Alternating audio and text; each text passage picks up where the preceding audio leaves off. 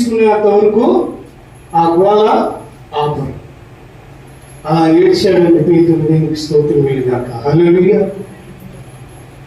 అది దైవ చిత్తానుసారమైన దుఃఖము అతన్ని ఏం చేసిందంటే మారు మనస్సులోనికి నడిపించింది, పశ్చాత్తాపాన్ని కలగజేసింది, బ్రతికితే క్రీస్తు కొరకే బ్రతకాలనిపించింది, సావు అయితే నేను ఆయన దగ్గర ఉంటానని అనిపించింది.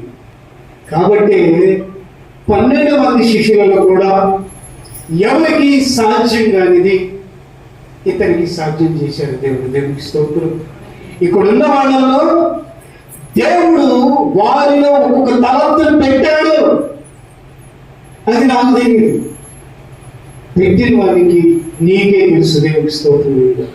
12 మంది శిష్యులలో నేను గొప్పవాడు అంటే నేను గొప్పవాడు అనుకున్నాను, కానీ ఒక్క ప్రసంగంలో మా అన్న జాగ్రత్తగా ఇది ఇప్పుడు నా దగ్గర అంతమంది ఉన్నారు ఎంతమంది ఉన్నారు అనుకుంటున్నారు, కానీ ఆదిమ క్రైస్తవ సంఘ చరిత్రలో ఒక ప్రసంగానికి 3000 మందికి బాప్తిజం ఇచ్చినటువంటి ఏకైక దైవజనుడు యేసుక్రీస్తు వారి శిష్యుడు అపోస్తలుడైనటువంటి పేతురు గారు. కొట్టండి చప్పట్లు ఇప్పుడు గట్టిగా.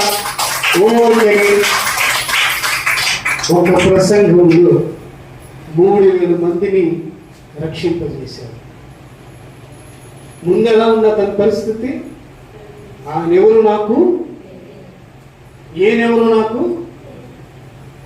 అటువంటి ఆయన 3000 మందిని రక్షించారు.